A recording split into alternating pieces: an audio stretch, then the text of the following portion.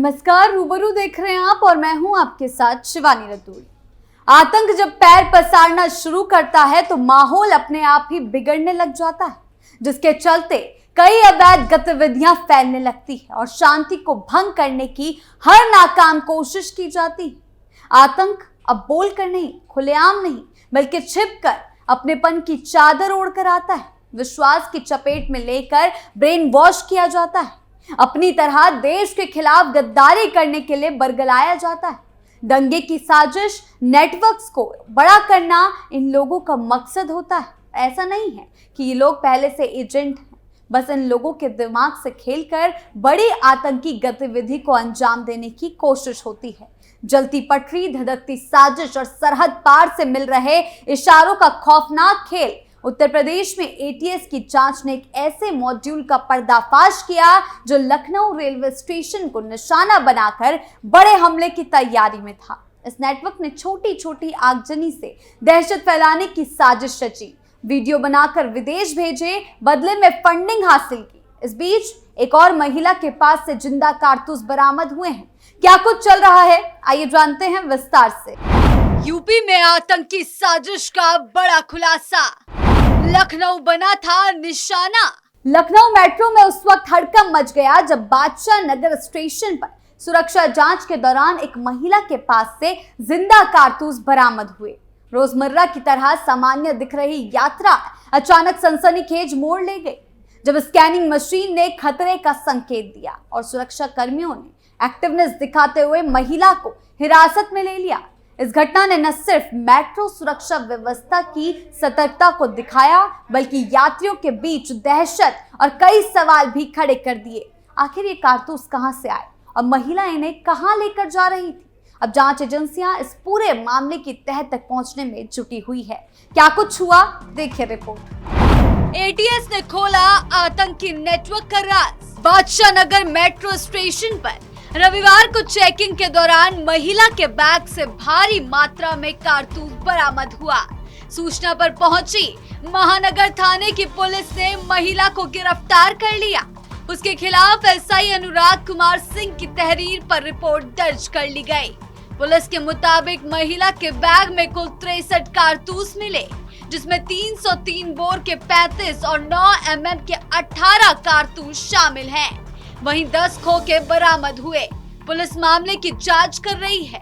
Inspector महानगर अखिलेश मिश्रा के मुताबिक रविवार दोपहर करीब 12 बजे मेट्रो स्टेशन पर स्कैनिंग के दौरान सुरक्षा कर्मियों को एक बैग में संदिग्ध वस्तु दिखाई दी।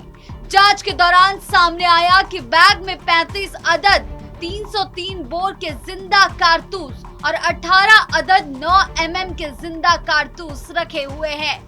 इसके अलावा 9 mm के 9 खोखा कारतूस और 303 बोर का 1 खोखा भी मिला। कुल मिलाकर 63 कारतूस मिले हैं। महिला कानपुर नगर के सार थाना स्थित तिवारीपुर की रहने वाली है। उससे कारतूस रखने के लाइसेंस मांगा गया तो कोई दस्तावेज नहीं दिखा सकी। इसके बाद मेट्रो प्रशासन ने महिला को हिरासत में ले लिया। पूछताछ में प्रतिभा ने बताया कि उसके पति यशवंत हेड कांस्टेबल थे। वो अपने बेटे से मिलने लखनऊ आई थी। जांच में सामने आया कि महिला का मायका बांदा में है। उसका बेटा अयोध्या हाईवे स्थित निजी इंजीनियरिंग कॉलेज से बीटेक कर रहा है। 4 दिन पहले वो बेटे से मिलने लखनऊ आई थी। बेटे से मिलकर वो कानपुर अपने ससुराल जा रही थी। महानगर थाने को सूचना दी। इंस्पेक्टर ने बताया कि मेट्रो सुरक्षा में तैनात टीम ने अधिकारी से जांच करने वाली टीम के बारे में जानकारी ली और इस दौरान बनाए गए वीडियो की डिटेल मांगी गई। महिला आरोपी से पूछताछ की जा रही है ताकि ये पता चल सके कि इतनी मात्रा में कारतूस वो किसके कहने पर लेकर लखनऊ पहुंची थी और कहां पहुंचना था। देश विरोधी कंटेंट से भड़काया। यूपी में लगातार आतंकी साजिश के बड़े खुलासे सामने आ रहे हैं। जहां एक संदिग्ध साकिब चुपचाप प्रदेश में आतंक का जाल बुन रहा था। सोशल मीडिया और टेलीग्राम ग्रुप्स के जरिए युवाओं को जोड़कर वो न सिर्फ उन्हें कट्टरपंथ की ओर धकेल रहा था, बल्कि देश भर में नेटवर्क फैलाने की तैयारी में था। चौंकाने वाली बात यह है कि इस नेटवर्क में यूपी के साथ साथ अन्य राज्यों के युवा भी शामिल होते जा रहे थे, जिससे खतरा और गंभीर हो गया। एटीएस की कार्रवाई के बाद सामने आई इस साजिश ने सुरक्षा एजेंसियों को सतर्क कर दिया और अब इस पूरे नेटवर्क की गहराई से जांच जारी है। पाकिस्तानी हैंडलर से कनेक्शन। एटीएस ने 2 अप्रैल को पाकिस्तानी हैंडलर्स के इशारे पर वारदातों को अंजाम देने की साजिश रचने वाले मॉड्यूल का खुलासा किया। जांच एजेंसी ने मेरठ के साकिब, अरबाब, गौतम बुद्ध नगर के लोकेश और विकास को गिरफ्तार किया था। सभी आरोपी एटीएस की रिमांड पर है, उनसे पूछताछ जारी है। दुबई में बैठे आकिब ने साकिब का हैंडलर से संपर्क कराया था। उसके बाद साकिब अपने लेवर पर टीम बनानी शुरू कर दी थी। सूत्रों के मुताबिक वो अपना नेटवर्क यूपी के अधिक से अधिक शहरों के साथ दिल्ली, हरियाणा, मुंबई आदि में भी बना रहा था। संदिग्ध आतंकी साकिब भी अपने स्तर पर पूरा नेटवर्क तैयार कर रहा था। 1 दर्जन से ज्यादा ग्रुप टेलीग्राम पर बनाए थे, जिनके जरिए लोगों को जोड़ रहा था। इन ग्रुपों में देश के खिलाफ भड़काऊ वीडियो, पोस्ट आदि करता था। कट्टरपंथी उससे जुड़ रहे थे। इसमें यूपी ही नहीं, आसपास के राज्यों के लोग भी शामिल थे। आरोपियों के पास से मिले मोबाइल फोन से इसका खुलासा हुआ। जिस तरह से उसको ग्रुप में जोड़कर देश विरोधी गतिविधियों को अंजाम देने के लिए तैयार किया गया था, उसी तरह वो अन्य लोगों को तैयार कर रहा था, जिससे कम समय से अधिक घटनाओं को अंजाम दे सके। ग्रुप में सैकड़ों लोग जुड़े हैं। जांच एजेंसी इन सभी के बारे में जानकारी जुटा रही है। साकिब पंजाब के कई असला तस्करों के संपर्क में था, जिनके जरिए वो असलों की खरीदारी भी करने वाला था। सूत्रों के मुताबिक वो फायरिंग की प्रैक्टिस भी करता था। इसके सबूत मिले हैं। पूछताछ में भी उसने इस बारे में जानकारी दी। जांच एजेंसी असला तस्करों का भी ब्यौरा जुटा रही है। यह असला तस्कर आकिब के भी संपर्क में है। अंदेशा है कि बड़े पैमानों पर ये तस्कर असलों की सप्लाई करते हैं। आरोपियों के मोबाइल में पहलगाम आतंकी हमले और दिल्ली में हुए ब्लास्ट के कई वीडियो मिले। सूत्रों ने बताया कि इन वीडियो को साकिब ने ग्रुपों में भेजा है, जिसके जरिए लोगों को और भड़काया गया। दिल्ली की तरह ब्लास्ट कराने की बातचीत में भी आपस में की। फिलहाल रिमांड के सभी 3 बाकी हैं। पूछताछ में और खुलासे होंगे। सांप्रदायिक तनाव फैलाने की कोशिश। एटीएस को आरोपियों के मोबाइल फोन से कई सबूत मिले। इनमें रक्षा प्रतिष्ठानों, कैंट इलाकों और अन्य संवेदनशील जगहों के वीडियो शामिल हैं। इसका मतलब है कि ये आरोपी इन जगहों की रैकी कर चुके थे और वहां की जानकारी अपने हैंडलर्स को भेज रहे थे। ये जानकारी किसी बड़े हमले की तैयारी का हिस्सा हो सकती थी। और अभी एक महिला भी गिरफ्तार हुई। जांच में यह भी सामने आया है कि इन संदिग्धों की नजर रेलवे के सिग्नल बॉक्स, गैस सिलेंडर से भरे वाहनों और भीड़ भाड़ वाले इलाकों पर थी। अगर इन जगहों पर हमला होता तो भारी नुकसान हो सकता था।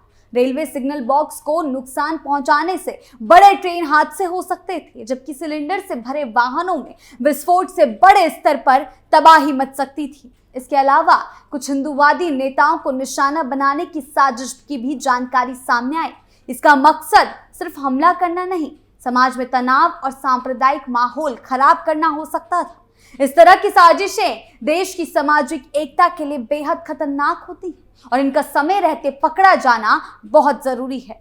उत्तर प्रदेश में योगी आदित्यनाथ की सरकार लगातार आतंकवाद और आपराधिक गतिविधियों के खिलाफ सख्त रुख अपनाने के लिए जानी जाती है।